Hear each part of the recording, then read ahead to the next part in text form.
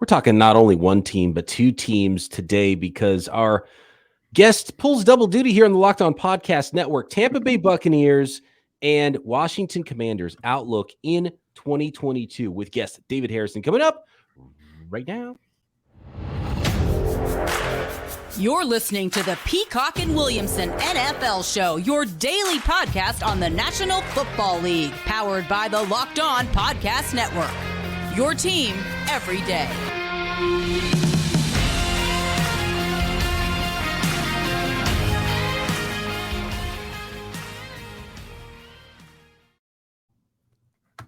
Welcome to the Peacock and Williamson NFL Show. Brian Peacock and Matt Williamson with you as usual at BD Peacock at Williamson NFL. Thanks for making Peacock and Williamson your first listen here on the Locked On Podcast Network.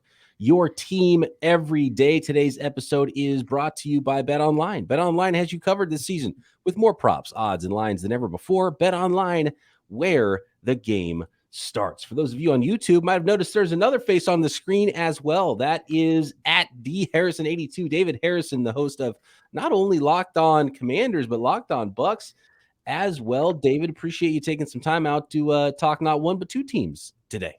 Oh, absolutely. Always a pleasure to talk with you guys. Appreciate you having me on. I think this is a first, BP. You know, I'm not sure how to juggle this today. I don't know either, man. I think we got to start with.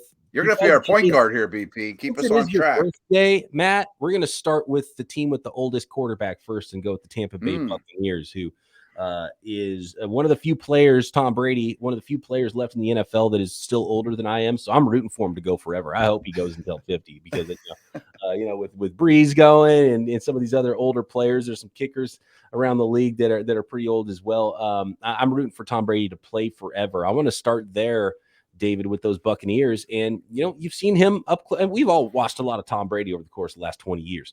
You've seen him very close, and I'm sure broken down every single play multiple times that he's had as a Buccaneer the last 2 years, right? So is there anything that you see that shows his age that you start to think, well, maybe this guy might physically drop off at some point where he just can't play anymore, even if he wants to? The only thing that's really kind of showing his age is that he's starting to get bored with it, right? I mean, that's why he almost retired, essentially, is that there's other things that are more exciting, more important to him than this is, and that comes with having a family and seeing your kids get older and having to miss certain things. That's why a lot of people retire from what they do, you know what I mean? But other than that, physically, no, mentally, no, like he's still, the most competitive guy. And that's kind of what he talked about when he quote unquote unretired is, if he's going to do this, he's going to do it all the way. And he's not going to come in and sell the team, half short or sell his teammates half short or anything like that. He's going to make sure that he can give everything he wants to the game and to the roster. And that's exactly what we expect from Tom Brady, is that same intensity, that same competitiveness once he gets back on the field. My theory on that actually is he did exactly what you said. I want to go home with the family, hang out, see my kids grow up. And then they said, Dad, you're too neurotic and competitive. Would you get the heck out of here? You're making us crazy. So yeah, along those lines, go ahead. Yeah, I think that's what happened. I very much believe that. Along those lines, though, Gronk's going to come back and play with them, right? Yeah, that's the expectation. I would be incredibly surprised if it doesn't happen. That's what we all think is going to happen. Basically, just Gronk wants to party. Gronk wants to go have fun and do his television spots and his guest spots. And, who could blame him? And when he comes for training camp, he's going to be Gronk again. It might take him a couple of weeks to really get up to full football shape or whatever. But, he's been doing this so long, there's no doubt that he's going to be able to get it turned on when it's time to. They were able to replace some of the losses on the offensive line with Shaq Mason at right guard. So that was pretty important, I think, for the Buccaneers, because talking about Tom Brady is you don't want pressure in his face. And so that immediately was the first thing that started to worry me about Tom Brady coming back and about the Tampa Bay Buccaneers this year, was losing some players from the offensive line. But I think, just on paper, it's still a really good offensive line. There are some names that maybe have to step up, a second rounder. And by the way, Luke Gadecki, what's the right way? I think it's Gadecki, actually. It's one of those names that everybody's going to say wrong to a certain extent. He's not too wrapped up about it, which is good for all of us, but I think it's Gadecki. Gadecki. And so I still see a team that, last year after the Super Bowl run, they're like, okay, well, let's run it back. And it was like, okay, well, 2023 is going to be, or 2022 is going to be probably a little bit different. And it looks like they're trying to, ride that wave still and run it back. Is it still sort of run it back mode, or when does it become sort of retooling more so than let's try to keep that Super Bowl gang together as long as possible? Yeah, it's absolutely trying to, put a wedge in that window and keep it open as long as possible. And like you said, the trenches was really the focal point for the offseason when Ali Marpet retired. A lot of people, as soon as Tom Brady unretired, everybody kind of looked at Ali's direction and said, "Hey, Ali, Tom's coming back." And he said, "That's great, but I'm going to sit on the sidelines, guys. You all have fun." And I don't know if you guys have seen a picture of him lately, but he's starting to get shredded. He's one of those offensive linemen who's going to retire, slim down, and just get shredded. It's pretty impressive, actually. It's really amazing, actually. Offensive linemen get so much slimmer once they retire, and running backs all of a sudden show up and they look like offensive linemen in 2 years. Absolutely, yeah. Running backs start to look like me towards the end of my last career. But like you said, they did a really good job of filling in the gaps, right? Shaq Mason has some experience, and again, everybody made a big deal about his PFF grade, which some people really take stock in, some don't, but it is what it is. The team obviously feels like he can be a contributor. Aaron Stinney is a guy that people don't know probably as much as Alex Kappa, who left for the Bengals, but when Alex got injured during the Super Bowl run, Aaron Stinney is the guy that filled in and did a great job for the Buccaneers. So there's a lot of confidence there. And then, like you said, the second round pick, the draft, or for the depth, Robert Hainsey coming into his second year, and then Ryan Jensen. The big concern, honestly, if I have to look at this offensive line, isn't even so much the gaps that they had to fill. I'm pretty confident in Aaron Stinney. I like what Shaq Mason brings to the team. Honestly, it's Donovan Smith. Donovan Smith, the left tackle, struggled mightily early on in his career, and it really wasn't until they moved Ali Marpet over to that side of the field with him that he really kind of started to stabilize as a left tackle for this team, and that's really what helped him kind of help protect Tom Brady's blind side, which I know typically, again, like you said, up the middle is where you want to pressure Tom, but I think most teams will just kind of get it where they can. I'm wondering if Donovan Smith is now capable. I mean, I'm not saying he's not. It's just we haven't seen him really have a good season without Ali to his right side. So with Aaron Stinney there now, you can't expect Aaron to really pick up a whole lot of slack for Donovan. Is Donovan ready to go out there without maybe a Pro Bowl caliber running mate right next to him? That's going to be the big question for us. That's a great point about Donovan Smith. He scared me since coming out of Penn State, to be honest with you. And I also think having Brady as his quarterback has made his life a lot easier. Yep. But just sticking with the trenches, it looks like JPP and Sue will not return. Right. I know they're up in age. I know they're not the superstars they once were, but boy, they played a lot of snaps. I mean, they were inning eaters on that D line. Yeah. And I love the Jordan Hicks pickup this late, but I don't know that he can handle that kind of workload.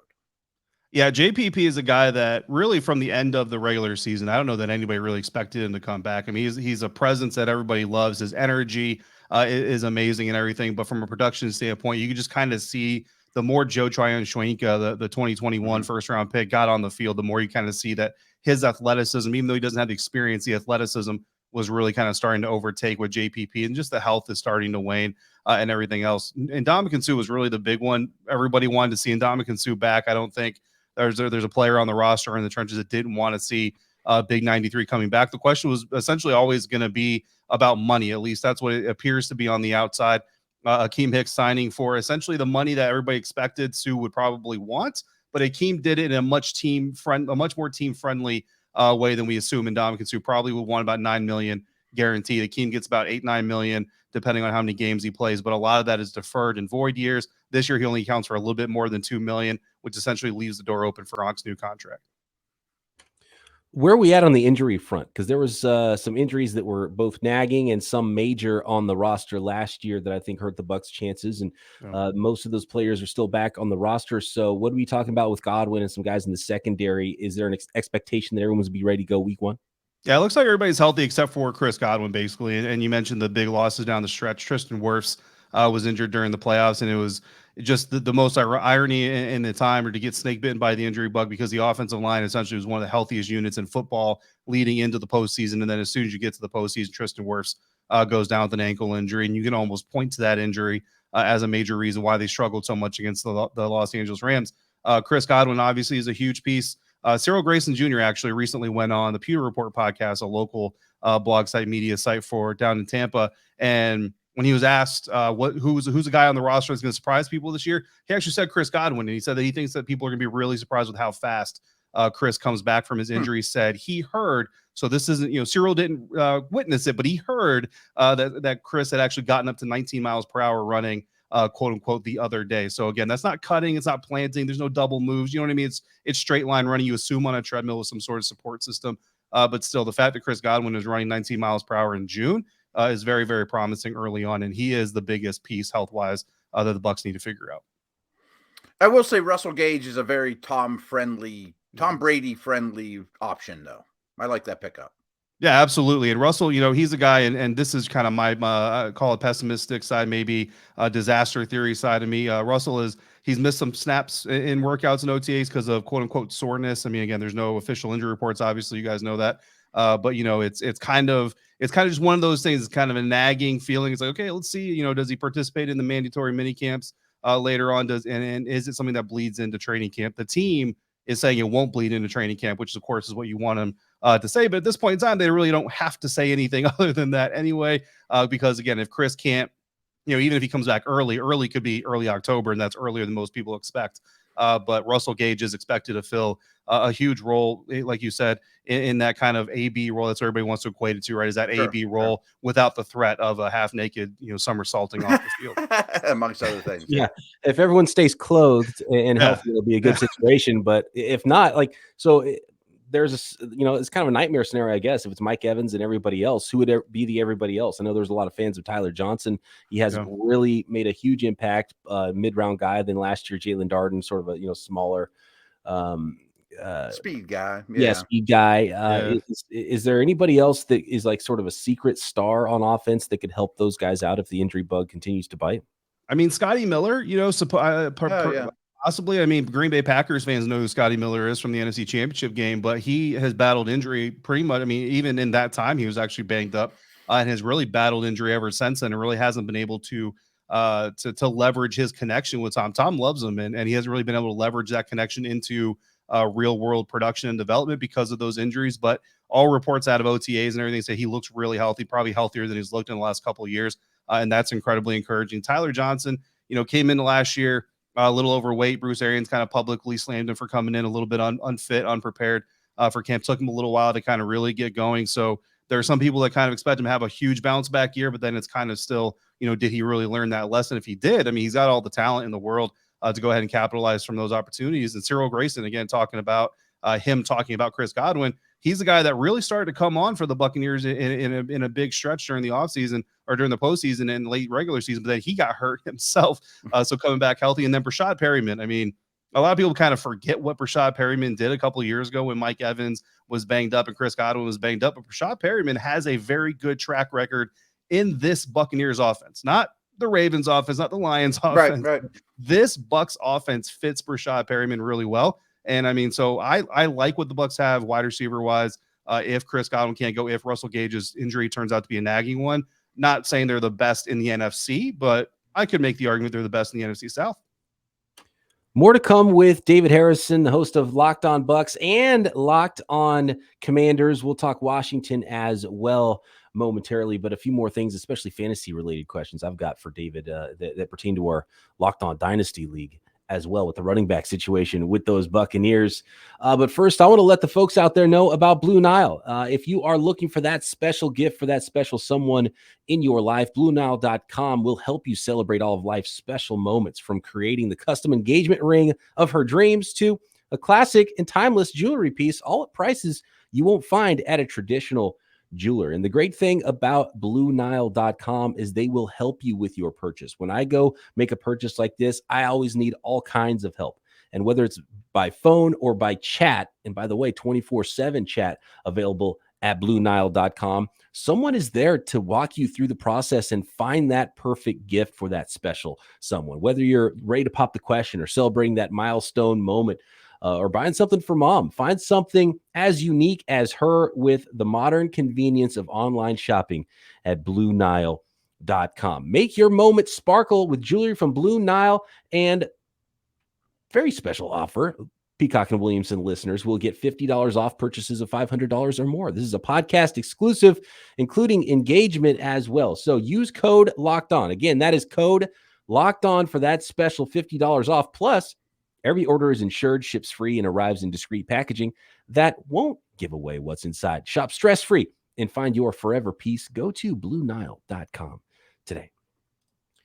With the ever-increasing numbers of makes and models, it's pretty much impossible to find all the parts you need at your local chain auto parts store. So that's why you go to rockauto.com, as I did last week when a piece of my car came flying off on the highway.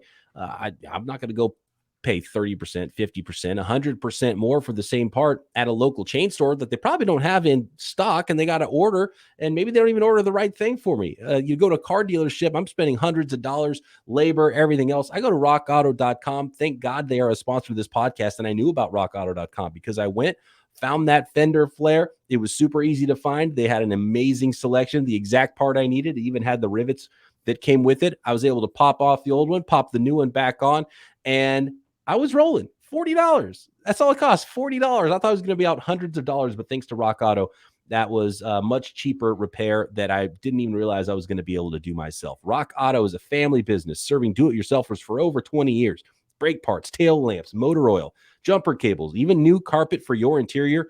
You can find it at rockauto.com with prices that are always reliably low for every customer. So go to rockauto.com right now. See all the parts available for your car or truck, right? Locked On in there. How did you hear about us box? So they know we sent you. Amazing selection, reliably low prices, all the parts your car will ever need at rockauto.com.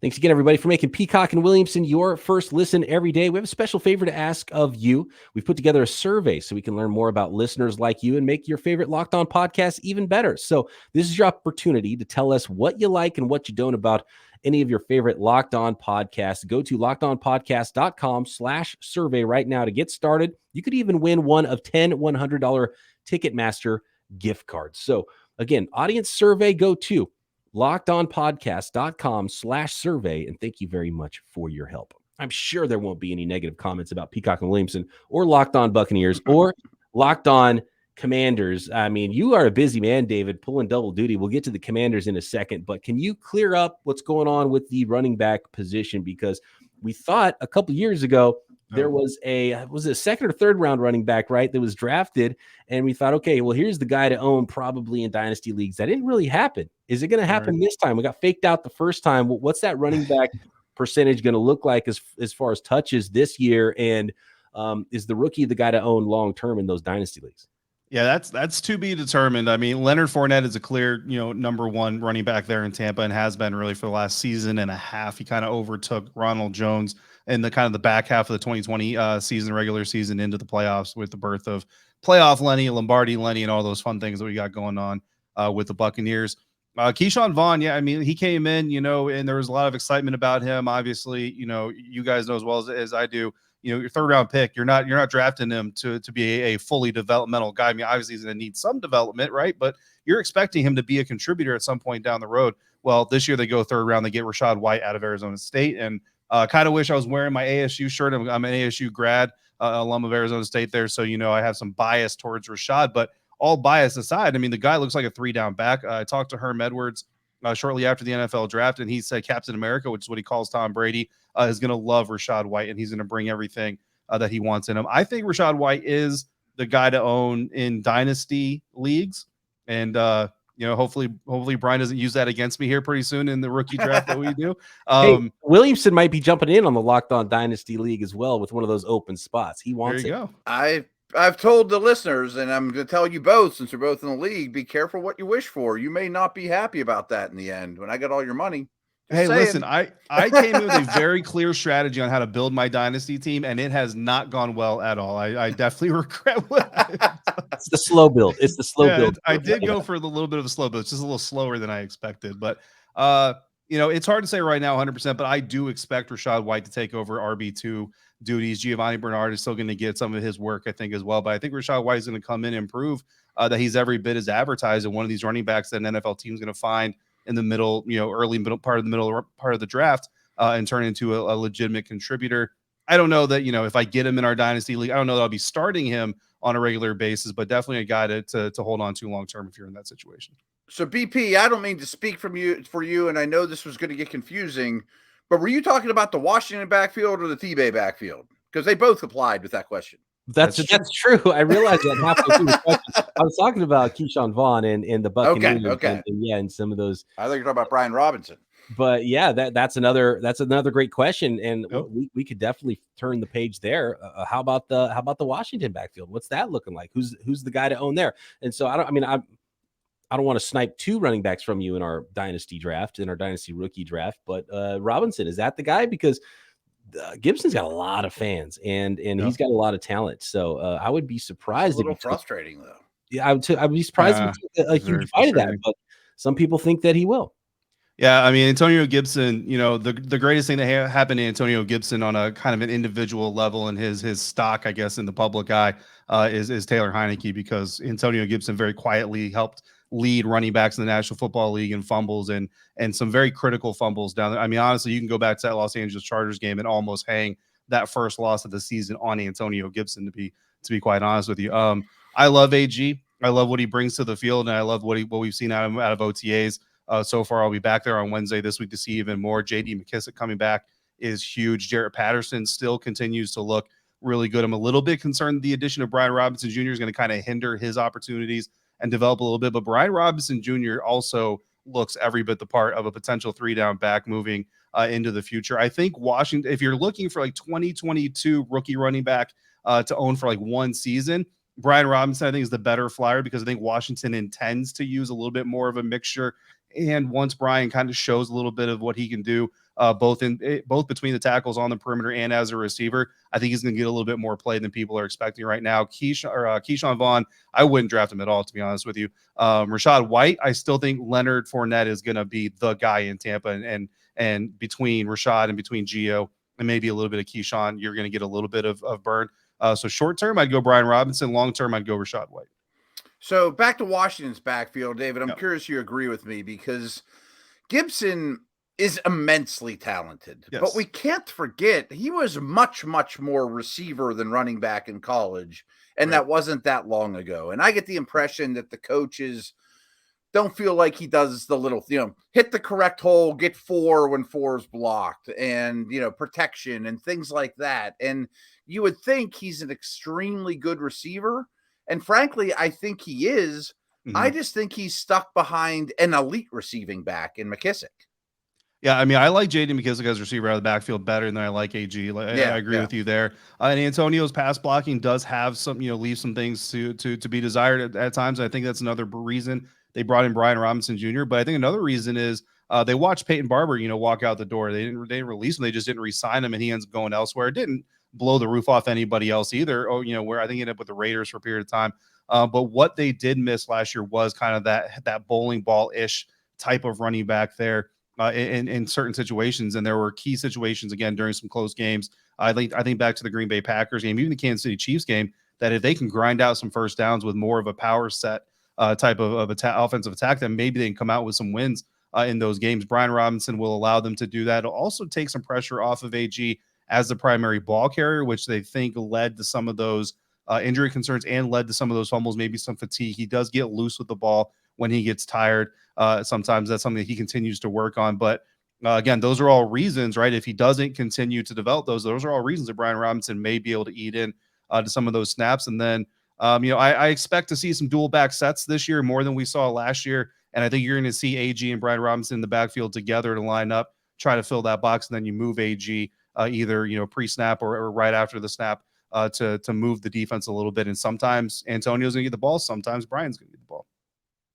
All right, we're going to finish up with David Harrison next, talking Commanders, the wide receiver position. If the draft pick of Jahan Dotson was setting the stage for future roster movement in Washington, and if that defense is going to become the defense in 2022 that we thought was going to be there in 2021. But I want to let the folks know first about BetOnline. And you can bet on those Commanders. You can bet on those Bucks to win the Super Bowl if you want. Tons of NFL futures, individual stats, certain players' sack numbers, passing yardage, rushing yardage, a ton of props and futures at BetOnline for the NFL, even though there's still quite a few months before that NFL season gets going. At BetOnline, your number one source for all your betting stats and sports information. Find all the latest sports developments, news, odds, including not only NFL futures, but NBA basketball, NHL conference finals, Major League Baseball all summer long, all types of fighting news, MMA, UFC,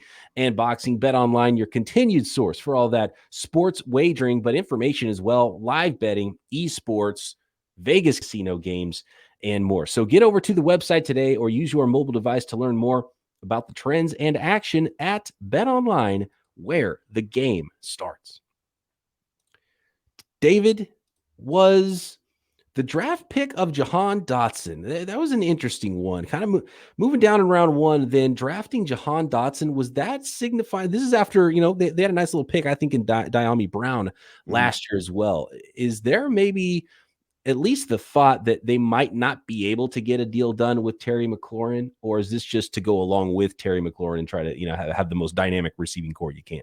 Right. Yeah. I think the selection of Jahan Dotson was much more about Curtis Samuel than it was about Terry McLaurin. I think Curtis Samuel's injuries and his situation, again, even going back to draft time, all reports, quote unquote, were that he was looking healthy, he was feeling good, and all those things. But the team hadn't seen him, you know what I mean? And he hadn't been in the building, and they hadn't been able to see him cut or do any of those things.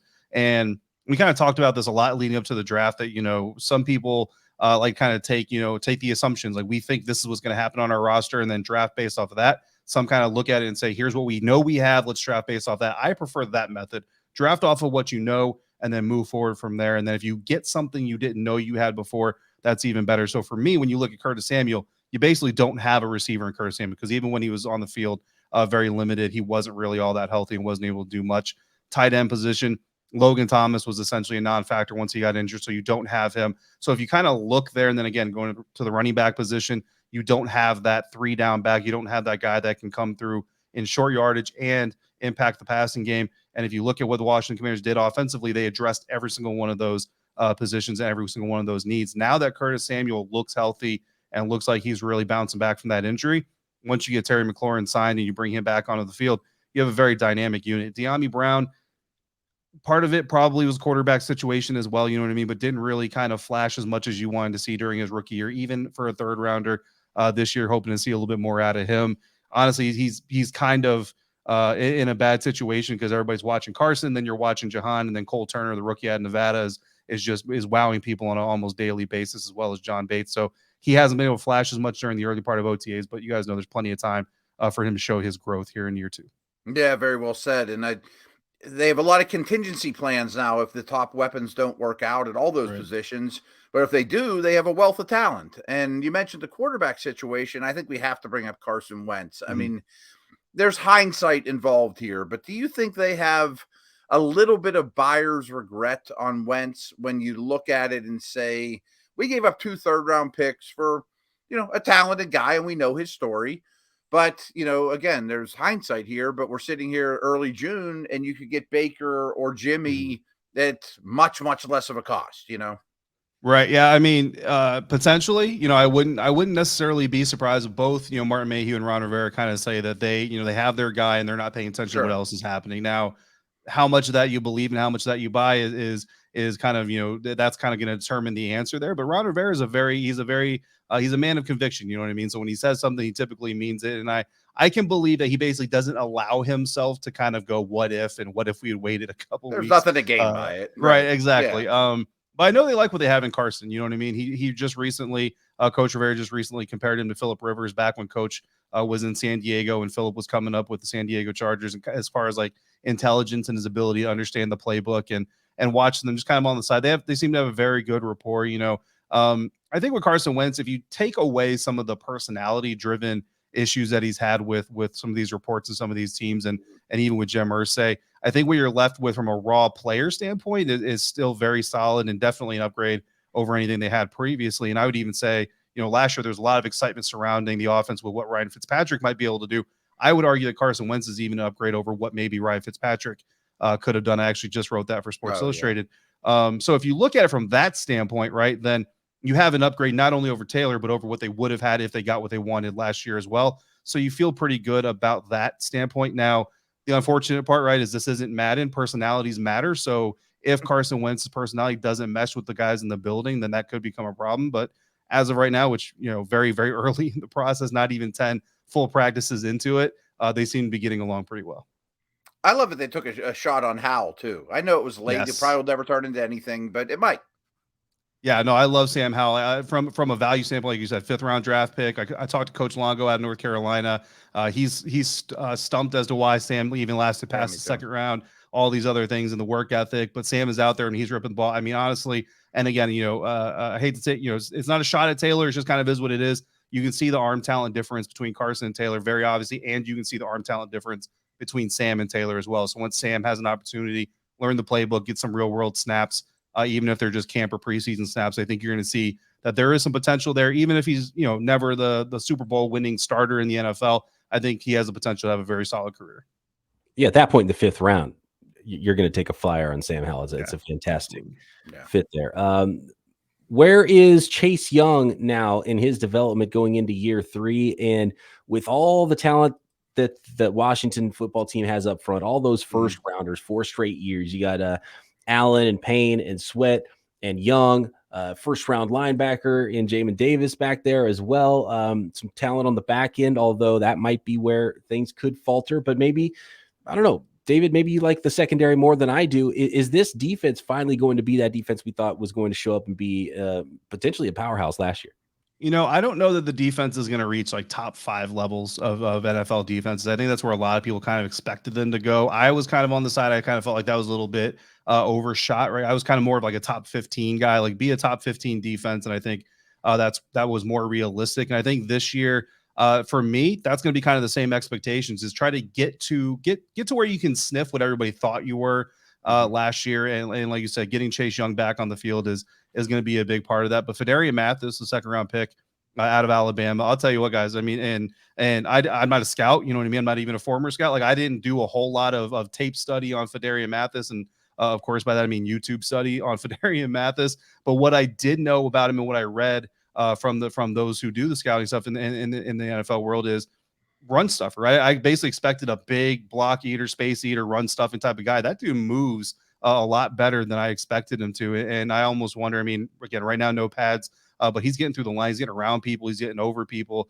He looks like to be a guy that has a lot of tools, more tools than I expected. And with Deron Payne, I don't say holding out because it's the voluntary period, right? But not participating in team drills right now, trying to get a new contract. He's getting a lot of very valuable reps with the ones playing next to Jonathan Allen. And now the Montez Sweat is back on the field. So I like what they're doing up front. The reason I never really got on board with elite defense is because, to me, you have to have a stud at every level in order to even talk about having an elite defense. And while they have a lot of first-round, picks dedicated to the defensive line, I don't see a stud in the linebacker group. I like Cole Holcomb. I wouldn't put him among the best off-ball linebackers in the NFL. The secondary, I don't see a stud outside of maybe Cam Curl, and even him. Sometimes I feel like the scheme maybe kind of limits what he can do. But even Bobby McCain, William Jackson III, maybe has stud-like potential, right? But I haven't seen it with Washington quite yet. So again, for me, the objective for them is like top 15. If you can get top 15 and Carson Wentz can get 22 points out of this offense per game, you're going to be in a lot of games this year. That's my expectations. Really, my last thing for you is we kind of glanced over Jamin Davis, last year's first-round pick, and I know he didn't take the world by it didn't go crazy his rookie year, and a lot of these highly drafted linebackers don't anymore. I mean, it's really hard to come in at that position because you get manipulated so much. But are you worried about him? I'm worried about the investment, right? So again, Jamin is a guy. Second round pick, you wouldn't care, but if he's right, if he's a second or third round guy, just kind of is what it is, right? But when he was drafted last year, it was kind of okay, I got it. I mean, JOK was more of a guy that we were kind of eyeballing, and it looks like, again, you never know what, like, just because somebody's doing well with this team doesn't mean they'll do well with the other. So it's hard to transpose those two things, but you kind of see what he's kind of doing, flashing, and kind of like, man, that would be nice to have on this Washington roster. I didn't have, the greatest expectations for Jamin in the first place. So kind of what's happening isn't really a total surprise. Last time we were out at OTAs, he was getting mixed reps. He was on the field with the ones, but then David Mayo was coming in on the field with ones. And then you saw David and Jamin both on the field with the twos as well. Whereas the week prior, it was basically Jamin exclusively with the ones. David was running with the two. So now on Wednesday, this third week of OTAs, really want to see if that balance shifts anymore, if David maybe overtakes him a little bit, or if, heaven help the Washington coverage world if David Mayo is exclusively getting ones and Jamin is running with the twos. But, that's something that we're definitely watching for. And you guys know too, I mean, some of that is health dispersion, just getting used to other guys. And so you don't want to read too much into anything, but it definitely looks like Jamin is not, stenciled in. There's no magnet with his name already printed on it. He's probably got pencil on it somewhere, but we'll see. I mean, never say never, but again, to me, it was a little bit of an overreach anyway. So I'm not 100% surprised with how it's gone. Putting you on the spot here, Tampa Bay Buccaneers and Washington Commanders, what place respectively do they finish in their divisions? Is there anybody that worries you at all in the South with the Bucs? Yeah, I mean, I think the Bucs win the NFC South. I think the Saints are a sneaky competitive team. I mean, not only just against the Buccaneers head to head, but look, I might be alone, or at least in the minority, but I think Jameis Winston, his smarter brand of football that he was showing before he got injured last season, I think it's real. I think it's something that he's going to cling to and something that he's going to try to build on. And they did a good job of getting him more weapons. I think that defense is a little bit underrated in New Orleans. So, I mean, I don't sleep on New Orleans, especially with the schedule that the Buccaneers are facing. The Saints have a pretty close to equal difficulty in schedule as well. But I'm not sleeping on the Saints. I think they're going to be competitive. I think they're at least going to be in the playoff hunt towards the end of the year if health allows them to be. But I do think the Buccaneers still win the NFC South. And then in the East, it's tough, man. I mean, it's so tough. But I think right now I have to have Washington third. I do have the Eagles first. I have the Dallas Cowboys second, and then Daniel Jones and the New York Giants very, very far behind in fourth. Yep, that's the same order I had them in when we talked to Patricia from Locked On Giants, and I like the direction. I think the Giants have turned a corner. Right, you still got to see it, and they still got to figure out the quarterback thing, and who knows, maybe it's still Daniel Jones. But yeah, it's going to be a fun division because I think everyone got a little bit better, or at least the teams at the bottom closed the gap on the Cowboys at the top. Right, absolutely. So I think it got tighter for sure. I mean, it's going to be more competitive. I think 1, 2, and 3. I think it's going to be a series here. A fumble there. That's going to really determine how this thing shakes out.